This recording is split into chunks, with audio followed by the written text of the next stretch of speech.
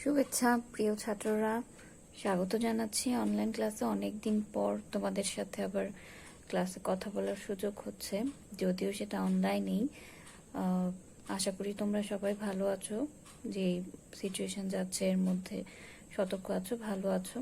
এবং এটাও জানি যে তোমরা কিছুটা টেনশনের মধ্য দিয়ে বা অস্থিরতার মধ্য দিয়ে যাচ্ছ, যে তোমাদের পরীক্ষাটা কেমন হবে কি না, তো হলে কবে নাগাদ হবে। তো পরীক্ষা হবে কি না এই দ্বন্দ্বে না থেকে, যেহেতু তোমাদের একটা শর্ট সিলেবাস দেওয়া হয়েছে, তো সেটাকে ফলো করে পরীক্ষার প্রস্তুতি নিয়ে রাখো। হোক না হোক সেটা পরের ব্যাপার, বাট পরীক্ষা এখন পর্যন্ত যতদূর সরকারের ঘোষণা বলো, সিলেবাস দেওয়া বলো, সবকিছু মিলে আমরা বলতে পারি পরীক্ষা হবে। আমরা পজিটিভটাই অ্যাকসেপ্ট করতে চাই, সেটা নিয়ে কাজ করতে চাই। পরীক্ষা হবে এবং আমরা আমাদের প্রিপারেশন কমপ্লিট করে রাখবো। তো শর্ট সিলেবাসে আজকের ক্লাসে তোমাদের প্রথমত ফার্স্ট পেপার অংশটা নিয়ে একটু আলোচনা করব। ফার্স্ট পেপারে তোমরা অলরেডি সিলেবাস পেয়েছো। আমি একেবারে বই ধরে চ্যাপ্টার ওয়াইজ কন্টেন্টগুলো তোমাদের সঙ্গে একটু ডিসকাস করার চেষ্টা করব। 5টা চ্যাপ্টার রয়েছে সংক্ষিপ্ত সিলেবাসে আমাদের।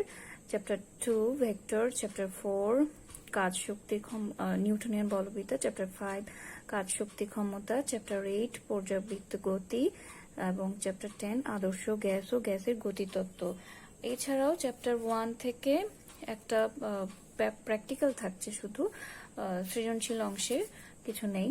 তো আমি একেবারে বই নিয়েই তোমাদের সঙ্গে ডিসকাস করতে চাই। চ্যাপ্টার 2 ভেক্টর অধ্যায় নিয়ে যদি প্রথমত ডিসকাস করি, ভেক্টরে একেবারে প্রথম টপিকটা অর্থাৎ ভেক্টরের ধর্মচিহ্ন, সেখান থেকে অর্থাৎ ভেক্টরকে আমরা কিভাবে রিপ্রেজেন্ট করি সেই টপিকটা রয়েছে। ভেক্টর প্রকাশ সেটা রয়েছে।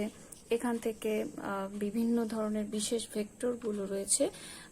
2-একটা ভেক্টরের নাম বাদ আছে তোমাদের যে শর্ট সিলেবাসে, বাট আমি বলবো যে যে ভেক্টরের সংজ্ঞাগুলো রয়েছে সবগুলো কাইন্ডলি একটু পড়ে নিবে, ঠিক আছে? যা যা সংজ্ঞা রয়েছে সেগুলো দেখে নিবে। এরপরে ভেক্টর রাশির জ্যামিতিক যোজন নিয়ম। তো ভেক্টর রাশির জ্যামিতিক যোজন নিয়ম বললে কিন্তু এখানে ভেক্টরের যে সাধারণ সূত্র, সবগুলো সূত্রই কিন্তু চলে আসে। সাধারণ সূত্র, ত্রিভুজ সূত্র, বহুভুজ সূত্র, সামান্তরিক সূত্র, উপাংশ সূত্র, এবং বিশেষ করে তোমাদের সামান্তরিক সূত্র, সেই সূত্র থেকে লব্ধি নির্ণয়, সেই সূত্র থেকে লব্ধির দিক নির্ণয়, লব্ধি কখন সর্বোচ্চ হয়, কখন সর্বনিম্ন হয়, এই টপিকগুলো তো তোমরা পড়েছো। তো এই টপিকগুলো ভালো করে পড়ে নেবে, ঠিক আছে? এগুলো নিয়ে ক্লাসে বিস্তারিত ডিসকাশন হয়েছে। লব্ধির মান নির্ণয়, লব্ধির দিক নির্ণয়, এই অংশগুলো রয়েছে কিন্তু সিলেবাসে। ভেক্টরের মোট কথা, ভেক্টরের শুরু থেকে আমি যদি বলি ডট গুণন, ক্রস গুণন পর্যন্ত পুরো অংশটাই কিন্তু পড়তে হবে। মাঝখানে 2-একটা টপিক হয়তো স্কিপ হয়েছে বা গেছে, যেমন ভেক্টর যোগের যে বিশেষ সূত্রগুলো রয়েছে, আমরা 3টি সূত্র জানি: বন্টন সূত্র, বিনিময় সূত্র, সংযোজন সূত্র। এই সূত্রগুলোর আলাদাভাবে নাম কিন্তু শর্ট সিলেবাসে দেওয়া নেই। তারপরও আমি বলবো যে এই মাঝখানের অর্থাৎ ভেক্টরের শুরু থেকে ডট গুণন, ক্রস গুণন পর্যন্ত যতটুকু টপিক রয়েছে সবটাই তোমরা পড়ে নিবে, কারণ মাঝখানে 2-একটা কন্টেন্ট যে বাদ গেছে সেগুলোর থেকে যে প্রশ্ন আসতে পারে না বা প্রশ্ন আসবে না এমন কিন্তু নয় বিষয়টা, ঠিক আছে? ভেক্টরের ক্ষেত্রে ভেক্টরের বিয়োগ রয়েছে মাঝখানে, সেটাও একটু দেখে নিবে। লম্বাংশের সাহায্যে ভেক্টর রাশির যোজন বিয়োজন। লম্বাংশের সাহায্যে মানে উপাংশে ভাগ করা, আমরা অনুভূমিক বরাবর উপাংশে ভাগ করি, উলম্ব উপাংশে ভাগ করি, আবার উপাংশ রিলেটেড ম্যাথগুলো কিন্তু রয়েছে, সেগুলো দেখতে হবে এখানে। আর উপাংশে ভাগ করার রিলেটেড যে অনুধাবনমূলক প্রশ্ন, নৌকার গুণ টানা হতে পারে, ট্রলি ব্যাগের ক্ষেত্রে হাতল লম্বা রাখা হয় কেন, লন রোলার চালনা ইত্যাদি কিন্তু উপাংশ সম্পর্কিত তোমার যে উদাহরণ, তো সেগুলো অনুধাবনমূলক প্রশ্নের জন্য অবশ্যই পড়বে, ঠিক আছে? এছাড়া রয়েছে ত্রিমাত্রিক আয়তাকার স্থানাঙ্ক ব্যবস্থায় ভেক্টরের বিভাজন। আমরা যে এক্স ওয়াই জেড এক্সিস বরাবর তিনটা আয়ত একক ভেক্টর বিবেচনা করি সেগুলোর মাধ্যমে ভেক্টরকে বিভাজন করা, তার মানে সে রিলেটেড ম্যাথ আমাদের করতে হবে। একক ভেক্টরগুলো related math I J K, সেগুলো রিলেটেড ম্যাথগুলো আমাদের করতে হবে। এরপরে রয়েছে ডট গুণন, ক্রস গুণন।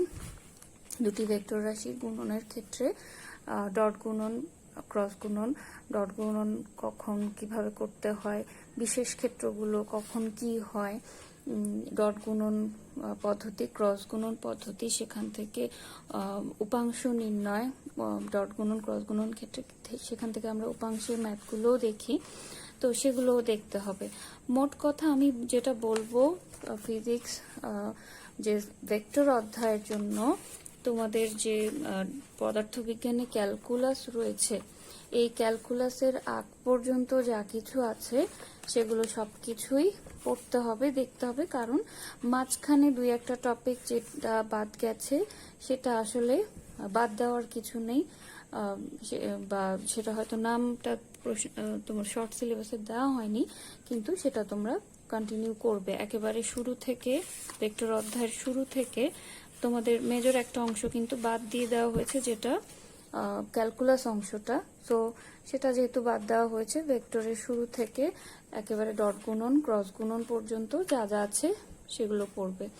এখন তোমাদের মনে প্রশ্ন হতে পারে ভেক্টর অধ্যায় থেকে তাহলে সৃজনশীল প্রশ্নের জন্য আমরা কি কি দেখতে পারি বা কি কি পড়তে পারি, সৃজনশীল অংশটার ক্ষেত্রে কি কি থাকতে পারে।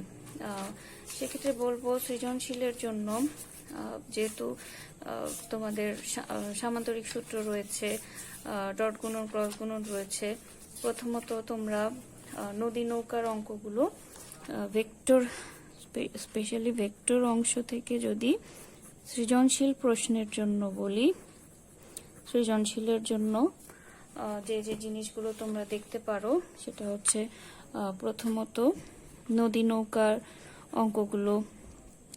এছাড়া অনুধাবনমূলক প্রশ্ন জন্য বা জ্ঞানমূলক অনুধাবনমূলকের জন্য তো মাঝখানে সবই পড়বে ক্যালকুলাসের আগ পর্যন্ত। সৃজনশীলের জন্য বলছি নদী নৌকার অঙ্কগুলো, বিশেষ করে বৃষ্টির অঙ্কগুলো, এছাড়াও লাস্টে ডট গুণন ক্রস গুণন, ডট ও ক্রস গুণন, এই জিনিসগুলো একটু ভালো করে দেখবে। আর তাছাড়া তোমার পড়া রিলেটেড যে টপিক রিলেটেড যা যা আছে সেগুলো তো দেখবেই, মাঝখানে শর্ট সিলেবাস যা আছে সেটা রিলেটেড যা কিছু আছে সেগুলো কন্টিনিউ করবে, পড়াটা কন্টিনিউ করবে। পরের চ্যাপ্টার যেটা রয়েছে তোমাদের জন্য সেটা হচ্ছে নিউটনিয়ান বলবিদ্যা বা চ্যাপ্টার 4। এখানেও বেশ কিছু জিনিস শর্ট করা হয়েছে, আমি টপিক সরাসরি বইয়ের টপিক ধরেই বলছি। প্রথমত রয়েছে বলের সংজ্ঞামূলক ধারণা। বলের ধারণা কি পাই, বলের যে ধারণা বলতে মানে বলের প্রকারভেদ, সেই জিনিসটা যদি উল্লেখ করা হয়নি আলাদাভাবে, বলের ধারণা বললে বলের প্রকারভেদ ব্যাপারটা কিন্তু এমনিই চলে আসে। আর তাছাড়া এমসিকিউ প্রশ্নের জন্য তোমার এই পার্টটা একটা ইম্পর্টেন্ট পার্ট, বলের প্রকারভেদ, চারটা ধরনের আমরা যে প্রকারভেদ পাই সেগুলো তোমরা এই জিনিসটা পড়ে নেবে। বলের ধারণায় যে সংজ্ঞামূলক ধারণার মধ্যেই এই বলের প্রকারভেদ, এই কন্টেন্টটা সহ মিলিয়ে পড়বে। অর্থাৎ বলের ধারণা বলতে সংজ্ঞামূলক ধারণা একটা টপিক যখন বলা হচ্ছে তার আন্ডারে কিন্তু অনেকগুলো টপিক আছে, যেমন এটা 4.1 বলের সংজ্ঞামূলক ধারণা, তার ভেতরে 4.11 রয়েছে বলের প্রকারভেদ, বলের তীব্রতার তুলনা, ভরবেগ, নিউটনের গতিসূত্র, সেটা তো সরাসরি বলাই আছে নিউটনের গতিসূত্রের কথা, নিউটনের বিশেষত দ্বিতীয় সূত্রের কথা বলা আছে তোমাদের শর্ট সিলেবাসে, নিউটনের গতির দ্বিতীয় সূত্র, তার প্রতিপাদন, এবং সেখান থেকে তারপরে চলে গেছে নিউটনের গতির যে সূত্রগুলোর মধ্যে সম্পর্ক।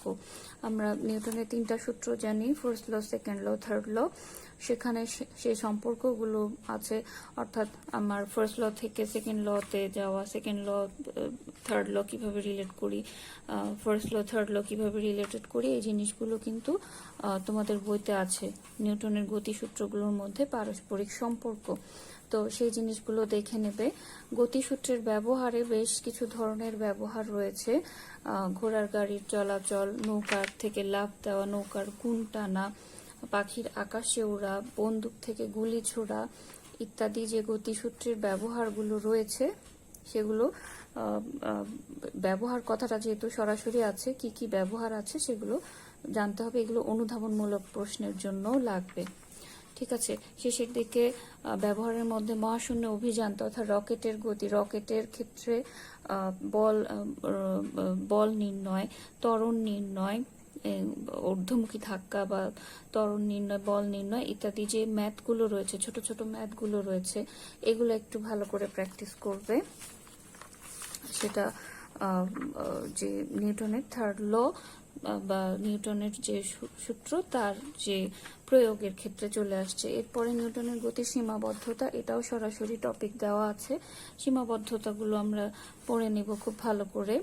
বল, ক্ষেত্র এবং ক্ষেত্র প্রাবল্যের ধারণা, এই টপিকটাও সরাসরি শর্ট সিলেবাসে দেওয়া আছে। এই টপিক থেকে বল, ক্ষেত্র, প্রাবল্য এগুলোর ধারণা তো পড়বই, ম্যাথের জন্য ইকুয়েশনগুলো একটু দেখে নিব। যদিও এই চ্যাপ্টারে ক্ষেত্র, প্রাবল্য এগুলোর ম্যাথ সেভাবে দেওয়া নাই, এর পরের দিকে রয়েছে। তারপরেও ক্ষেত্র, প্রাবল্য এই টপিক যেহেতু এই চ্যাপ্টারে রয়েছে, আমরা সেই ম্যাথগুলো একটু দেখে নিব। রৈখিক ভরবেগের নিত্যতা, ভরবেগের নিত্যতা এই টপিকটাও রয়েছে তোমাদের শর্ট সিলেবাসে। তো রৈখিক ভরবেগের নিত্যতা বলতে কি বুঝি, সেই নিত্যতা বা সংরক্ষণ সূত্র, সেটা সত্যতা কিভাবে যাচাই করতে হয় সেই জিনিসটা, সেটাও দেখে নিব, সেটাও পড়তে হবে।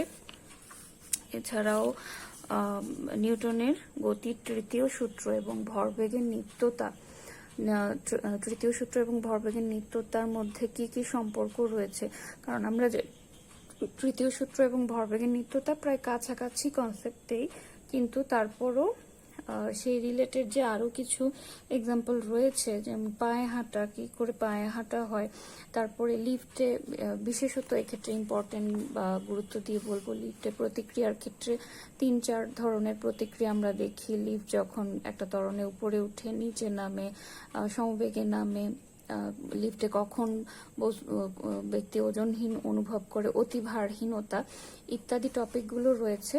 এগুলো খুব ভালো করে দেখবে লিফটে প্রতিক্রিয়ার ক্ষেত্রে, যেটা নিউটনের গতিসূত্র এবং ভরবেগের নিত্যতার রিলেটেড টপিক। তোমাদের শর্ট সিলেবাস তো আশা করি তোমরা সবাই পেয়েছো, দেখেছো। তো সে কারণে সেই সিলেবাসটা সেই ছক ধরে আমি করছি না, বই থেকেই জিনিসটা তোমাদের টপিকগুলো একটু দেখাতে চাচ্ছি বা দেখানোর চেষ্টা করছি আমি। এখান থেকে নিউটনিয়ান বলবিদ্যা একটা বড় চ্যাপ্টার। তারপরে ঘূর্ণন গতি সম্পর্কিত যে রাশিগুলো রয়েছে, অর্থাৎ কৌণিক সরণ, কৌণিক বেগ, এগুলো কিন্তু রয়েছে, সরাসরি আছে তোমাদের শর্ট সিলেবাসে। মাঝখানে যেমন কৌণিক বেগ, রৈখিক বেগের সম্পর্ক, এটা আলাদাভাবে বলা নাই, কিন্তু আমি যখন কৌণিক বেগ পড়ছি তখন কৌণিক বেগ, রৈখিক বেগের সম্পর্কটা পড়াটা দরকার, বা এখান থেকে যে প্রশ্ন আসতে পারে না এমন না। তো এগুলো আমরা একটু দেখে নিব। কৌণিক ত্বরণ, সেটা সরাসরি দেওয়া আছে শর্ট সিলেবাসে টপিকটা। তাহলে কৌণিক ত্বরণ যখন পড়বো, কৌণিক ত্বরণের সাথে রৈখিক ত্বরণ, তার সম্পর্কটাও আমরা দেখে নেওয়ার চেষ্টা করব। ঠিক আছে, এরপরে কৌণিক ভরবেগ, সেটাও বলা আছে, কৌণিক ভরবেগ এবং জড়তার ভ্রামক। এখন কৌণিক ভরবেগ বুঝতে হবে প্রথমত, তারপরে কৌণিক ভরবেগের সাথে জড়তার ভ্রামক এর সম্পর্ক রিলেটেড যে ইকুয়েশন রয়েছে, কৌণিক ভরবেগ এবং কৌণিক বেগ দিয়ে যদিও সম্পর্কটা লেখা, কিন্তু এই ইকুয়েশন থেকে কৌণিক ভরবেগ L এর সাথে আমরা জড়তার ভ্রামক I এর সম্পর্কটাও পাই, এবং শর্ট সিলেবাসে জিনিসটা ওভাবেই দেওয়া, কৌণিক ভরবেগ এবং জড়তার ভ্রামক ওভাবেই লেখা। তো সেটাও আমরা পড়বো বা তোমাদের দেখতে হবে।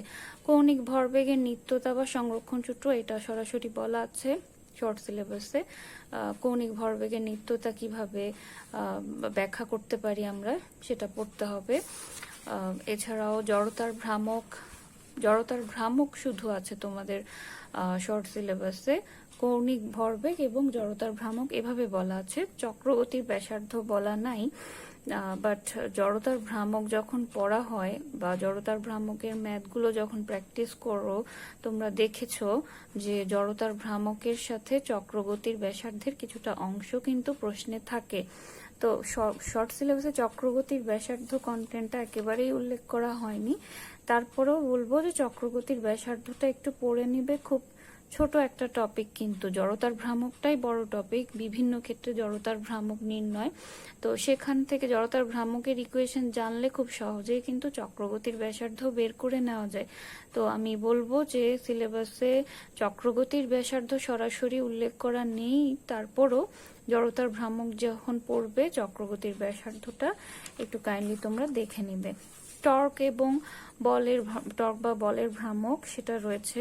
টর্ক বা বলের ভ্রামক বলতে কি বোঝায়, এবং টর্ক, জড়তার ভ্রামক এবং কৌণিক ত্বরণের সম্পর্ক, এই জিনিসটাও রয়েছে শর্ট সিলেবাসে। তো এটাও পড়তে হবে, যেটা যেটা বলছি পড়তে হবে সেটা তো অবশ্যই পড়তে হবে শর্ট সিলেবাস অনুসারে। লম্ব অক্ষ উপপাদ্য, অর্থাৎ যে উপপাদ্যগুলো রয়েছে সেগুলো তোমাদের শর্ট সিলেবাসে দেওয়া নেই। তো সেটা দুটি উপপাদ্য না দেখলে না দেখলা, বাট উপপাদ্য দুটির গাণিতিক রূপ সেটা দেখে রাখতে পারো। জড়তার ভ্রামক যেহেতু তোমাদের সিলেবাসে রয়েছে, বিভিন্ন ক্ষেত্রে জড়তার ভ্রামক আমরা জানি, বিশেষ ক্ষেত্রগুলো রয়েছে সরু সুষম দণ্ডের মধ্যবিন্দু দিয়ে, দণ্ডের এক প্রান্ত দিয়ে, এরকম বিভিন্ন ক্ষেত্রে জড়তার ভ্রামকগুলো কিন্তু রয়েছে। এগুলো আলাদা আলাদাভাবে শর্ট সিলেবাসে উল্লেখ করা নেই, শুধু জড়তার ভ্রামক বলা আছে। এখন শুধু জড়তার ভ্রামক একটা সংজ্ঞা পড়লে তো আর আমার হয়ে গেল না, সিলেবাসের জন্য বা সৃজনশীলের জন্য ম্যাথও করতে হবে। তো ম্যাথে জড়তার ভ্রামক রিলেটেড যা বিষয় রয়েছে সেগুলো সবকিছুই করবে, ঠিক আছে। শেষের দিকে কেন্দ্রমুখী বল এবং কেন্দ্রবিমুখী বল রয়েছে। এই কেন্দ্রমুখী বল এবং কেন্দ্রবিমুখী বলের ধারণা এবং সরাসরি ব্যাংকিং কোণ বলা নেই তোমাদের শর্ট সিলেবাসে, কিন্তু বলা আছে যে রাস্তার ধারে যে ঢাল দেওয়া হয় সেটা কেন দেওয়া হয়, রাস্তার বাঁকে ঢাল দেওয়ার যে প্রয়োজনীয়তা ব্যাখ্যা সেটা যেহেতু রয়েছে, তো সে কারণে রাস্তার বাঁকে ঢাল দেওয়া মানে আমরা জানি সেটা কি, ব্যাংকিং কোণ। ব্যাংকিং কোণটা আমরা পড়বো খুব ভালো করে ব্যাংকিং কোণের ম্যাথের জন্য। শেষের দিকে সংঘর্ষ, সেই টপিকটা দেওয়া নেই, তো সেটা প্রয়োজন নেই আমাদের। তাহলে এখন যদি বলি নিউটনিয়ান বলবিদ্যা চ্যাপ্টার থেকে সৃজনশীলের জন্য শর্ট সিলেবাস অনুসারে আমরা কি কি পড়তে পারি, তাহলে আশা করি তোমাদের একটা আইডিয়া হয়েছে কি কি পড়তে পারো। প্রথমত নিউটনের গতিসূত্র রয়েছে, সেখানে 3টা সূত্র রয়েছে। সূত্রগুলো ছাড়াও রকেটের যে ম্যাথগুলো বলেছি সেগুলো রয়েছে। তারপরে ক্ষেত্র প্রাবল্য, সেটা বললাম যে ক্ষেত্র প্রাবল্য ইকুয়েশন রিলেটেড ম্যাথগুলো একটু দেখে নেবে। তারপরে ভরবেগের সংরক্ষণশীলতা, সেটা রিলেটেড ম্যাথ যা আছে, সংরক্ষণশীলতা একটা ইকুয়েশন, সে রিলেটেড ম্যাথ যা আছে তাই দেখবে। জড়তার ভ্রামকে একটু বড় টপিক, জড়তার ভ্রামকে সাথে মিলিয়ে কৌণিক ভরবেগ নির্ণয়, টর্ক নির্ণয়, কৌণিক বেগ ইত্যাদি ছোট ছোট বিষয়গুলো অনেক সময় জড়তার ভ্রামকের সাথে মিলিয়ে থাকে, সেগুলো দেখে নেবে। এবং ফাইনালি ব্যাংকিং কোণ, সৃজনশীলের জন্য ব্যাংকিং কোণটা সেটা তো দেখতেই হবে। এই গেল চ্যাপ্টার 4। তারপর রয়েছে চ্যাপ্টার 5 কাজ শক্তি ক্ষমতা। তোমরা যদি ভালো করে শর্ট সিলেবাসের সাথে বই মিলিয়ে দেখো, এই একটা চ্যাপ্টার দেখবে যে ধরতে গেলে পুরো চ্যাপ্টারই দেওয়া হয়েছে তোমাদের। প্রথমত কাজ ও শক্তির ধারণা, সেটা ধারণা মানে সেখানে কাজ ও শক্তির ধারণা, কাজের সম্পর্কে জানবো, কাজের সংজ্ঞা, কাজের একক, কাজের প্রকারভেদগুলো যেগুলো রয়েছে, বিভিন্ন ধরনের positive work, negative work, zero work, সেই জিনিসগুলো রয়েছে। এছাড়াও রয়েছে ধ্রুব বল, পরিবর্তনশীল বল দ্বারা কৃত কাজ, এটা সরাসরি আছে শর্ট সিলেবাসে। তো ধ্রুব বল দ্বারা কৃত কাজ সেটা আমরা কি, সেই জিনিসটা পরিবর্তনশীল বল দ্বারা কৃত কাজ বলতে কি বোঝায় সেটা জানবো, সেটা পড়বো। স্থিতিস্থাপক বল এবং অভিকর্ষ বল দ্বারা সম্পাদিত কাজ। স্থিতিস্থাপক বল দ্বারা সম্পাদিত কাজের ক্ষেত্রে আবার স্প্রিং যেহেতু একটা স্থিতিস্থাপক বস্তু, তাহলে স্প্রিং এর প্রসারণে সম্পাদিত কাজ, এই টপিকটাও পড়তে হবে। স্প্রিং এর দ্বারা অথবা স্থিতিস্থাপক বল দ্বারা সম্পাদিত কাজ। অভিকর্ষীয় বল দ্বারা কৃত কাজ যদি আবার বলা হয়, সেখানে বিভিন্ন টাইপ রয়েছে। বস্তু নিচে পড়ার ক্ষেত্রে, বস্তু উপরে ওঠার ক্ষেত্রে, আনত তলবে নামার ক্ষেত্রে। তো এই সবগুলো টাইপই পড়তে হবে, যেহেতু শর্ট সিলেবাস এগুলো রয়েছে। অভিকর্ষীয় বল দ্বারা কৃত কাজ বলা হয়েছে, কিন্তু অভিকর্ষীয় বল দ্বারা কৃত কাজ বলা মানে সবগুলো টাইপই তোমাদের পড়তে হবে।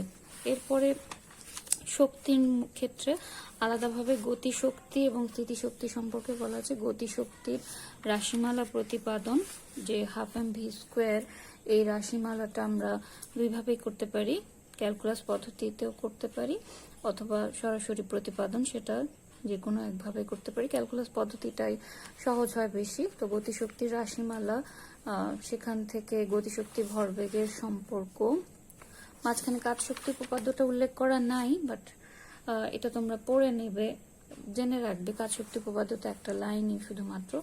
গতিশক্তি যেহেতু বলা হয়েছে, গতিশক্তি রিলেটেড টার্মগুলো, অনুধাবনমূলক প্রশ্নগুলো যেগুলো রয়েছে সেগুলো পড়তে হবে। এবং তারপরে যেটা রয়েছে স্থিতিশক্তি বা বিভব শক্তির রাশিমালা।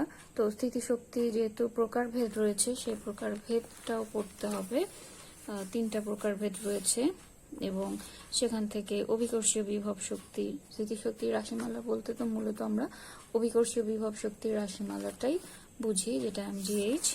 তো এর প্রতিপাদন কিভাবে হয়, একইভাবে স্থিতিশক্তি রিলেটেড যে অনুধাবনমূলক প্রশ্নগুলো রয়েছে সেগুলো পড়বে। শক্তির নিত্যতা নীতির ব্যবহার, এই যে টপিকটাও রয়েছে সরাসরি। শক্তির নিত্যতা নীতি ব্যবহার করে আমরা কি কি করতে পারি, যে উৎক্ষিপ্ত বস্তুর সর্বোচ্চ উচ্চতায় শক্তির নিত্যতা সূত্র, এটা সরাসরি আছে তোমাদের সিলেবাসে। এছাড়াও রয়েছে সরল ছন্দিত গতির ক্ষেত্রে শক্তি। তো বললাম তো যে এই চ্যাপ্টারে এমন একটা চ্যাপ্টার শর্ট সিলেবাসে, যে চ্যাপ্টারে সবকিছুই দেওয়া হয়েছে। ক্ষমতা, সেটা সরাসরি বলা আছে। ক্ষমতা, বল এবং বেগের সম্পর্ক, সেটা বলা আছে। কর্মদক্ষতা বলা আছে। সংরক্ষণশীল বল এবং অসংরক্ষণশীল বল, তাদের ব্যাখ্যা, তাদের বৈশিষ্ট্য, এটা বলা আছে। তো এই চ্যাপ্টারে ধরতে গেলে আমার সবকিছুই পড়তে হচ্ছে, সব কন্টেন্টই থাকছে। সো আলাদাভাবে ইম্পর্টেন্ট, এটা ইম্পর্টেন্ট বা এটা ইম্পর্টেন্ট নয় বলার কিছু নেই, যেহেতু খুবই শর্ট সিলেবাস। এর মধ্যে তোমরা আবার কিন্তু শর্ট করতে যেও না, যে এটা বেশি পড়ি, এটা কম পড়ি। মাত্র 5টা চ্যাপ্টার, তাও আবার সিলেক্টেড টপিক। আমার মনে হয় যে এভাবে সিলেক্টেড টপিক না হয়ে শুধুমাত্র চ্যাপ্টার নেমগুলো থাকলে বরং প্রিপারেশনটা আরো বেশি সহজ হতো, কনফিউজিং হতো না অনেকের ক্ষেত্রে, যেটা কনফিউজিং হচ্ছে। তো এই ক্ষেত্রে ম্যাথের জন্য কি পড়বে, দক্ষতার অঙ্কগুলো রয়েছে সেগুলো দেখবে, ক্ষমতা নির্ণয়, বিভিন্ন ক্ষেত্রে ক্ষমতা নির্ণয় সেগুলো দেখবে, শক্তির নিত্যতা, সরল ছন্দিত গতির ক্ষেত্রে হোক, শক্তির নিত্যতা আমার বিভব শক্তি, গতিশক্তি রিলেটেড হোক, শক্তির নিত্যতার যা যা ধরনের ম্যাথ রয়েছে চ্যাপ্টারে সেগুলো সবই দেখবে। তারপরে রয়েছে তোমাদের চ্যাপ্টার 8 পর্যাবৃত্তিক গতি।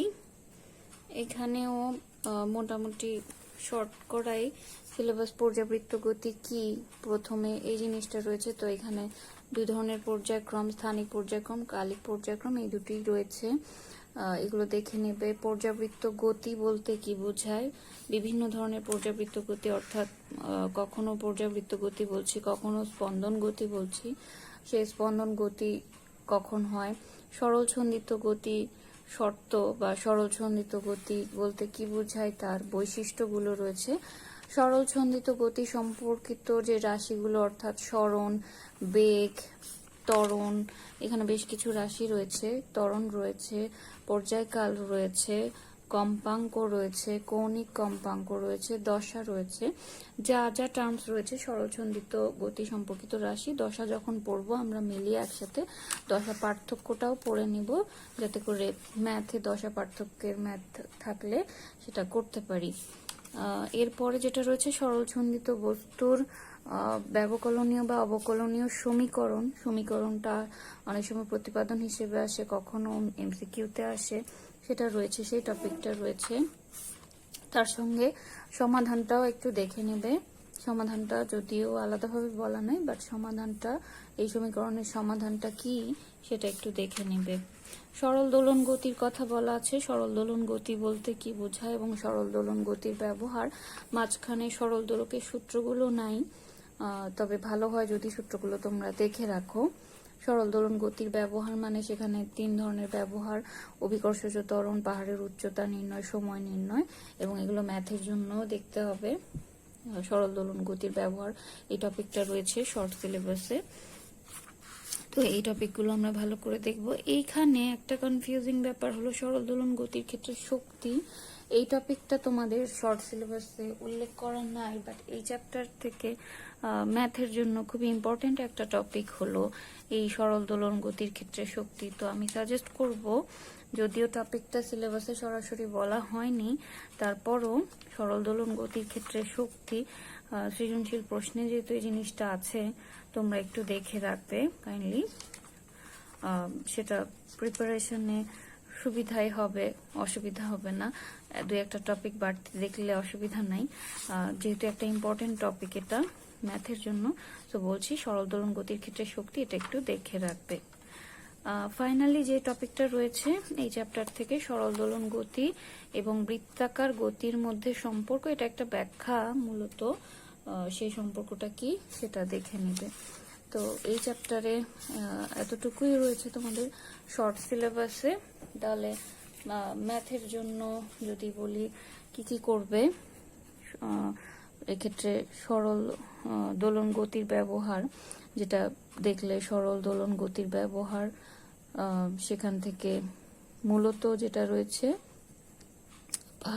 পাহাড়ের উচ্চতা নির্ণয়, এছাড়া রয়েছে দোলনকাল নির্ণয়, পাহাড় উচ্চতা নির্ণয়, দোলনকাল টি নির্ণয়, এছাড়া কার্যকরী দৈর্ঘ্য নির্ণয় বিভিন্ন ক্ষেত্রে। এই রিলেটেড টপিকগুলো, অর্থাৎ সরল দোলন গতি রিলেটেড টপিকগুলো, সেগুলো দেখে নেবে ম্যাথের জন্য।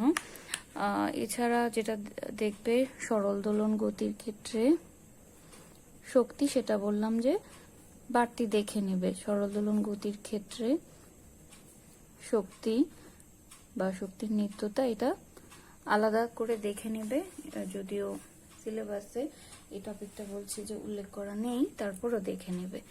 ওকে, একেবারে শেষে সিলেবাসের রয়েছে আদর্শ গ্যাস, গ্যাসের গতিতত্ত্ব, অর্থাৎ চ্যাপ্টার 10। যদিও এখানে অনেকগুলো টপিক রয়েছে তোমাদের চ্যাপ্টারে, বাট শর্ট সিলেবাসে খুবই শর্ট করা হয়েছে। প্রথম দিক থেকে আছে শুধুমাত্র আদর্শ গ্যাস কি, গ্যাসের সূত্রাবলী।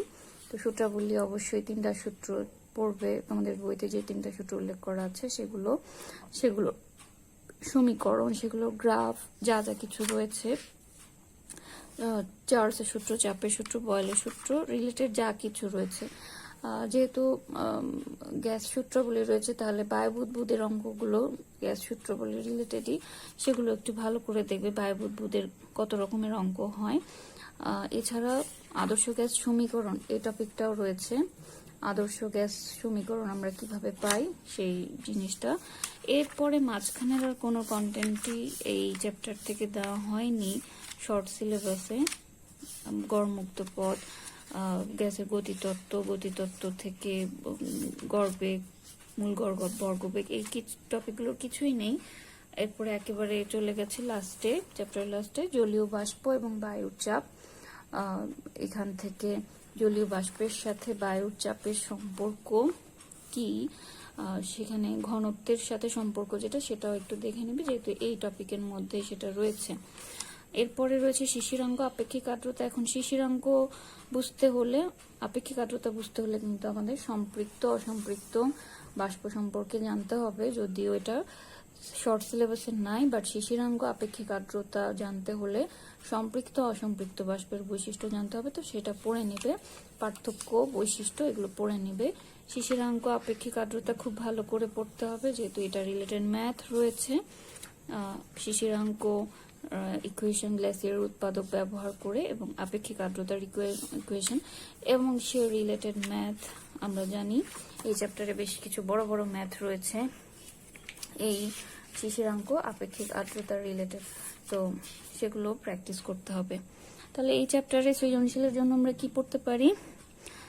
গ্যাসের সূত্রগুলো যা যা রয়েছে সেগুলো রিলেটেড ম্যাথ। বায়ু বুদবুদ, সেটাও গ্যাসের সূত্র রিলেটেড ম্যাথের মধ্যে চলে আসছে। বায়ু বুদবুদ রিলেটেড ম্যাথ, শিশিরাঙ্ক এবং আপেক্ষিক আর্দ্রতার যত রকমের ম্যাথ রয়েছে সবগুলো, ঠিক আছে। তো এই হচ্ছে আমাদের ফার্স্ট পেপারে মোটামুটি শর্ট সিলেবাস। আমি পরবর্তী ক্লাসে সেকেন্ড পেপার শর্ট সিলেবাস নিয়ে আলোচনা করব, এবং ফার্স্ট পেপার এমনি টপিকগুলো তোমাদের কাছে মোটামুটি সেকেন্ড পেপারের তুলনায় কিছুটা সহজ হয়, তো সেগুলো বিশেষ কোনো টপিক নিয়ে আলোচনা করলাম না আমি। তোমাদের যদি কোনো পরামর্শ থাকে বা কোনো জিজ্ঞাসা থাকে বিশেষ কোনো টপিক নিয়ে, সেটা তোমরা কমেন্ট সেকশনে জানাবে। নেক্সট ক্লাসে সেকেন্ড পেপার সিলেবাসটা নিয়ে আলোচনা করব, এবং আমি সেকেন্ড পেপার সিলেবাস থেকে কিছু জিনিস বিস্তারিত আলোচনা করতে চাই পরের ক্লাসগুলোতে। ফার্স্ট পেপার নিয়ে তোমাদের কোনো জিজ্ঞাসা থাকলে সেটা কমেন্ট সেকশনে জানাবে। আশা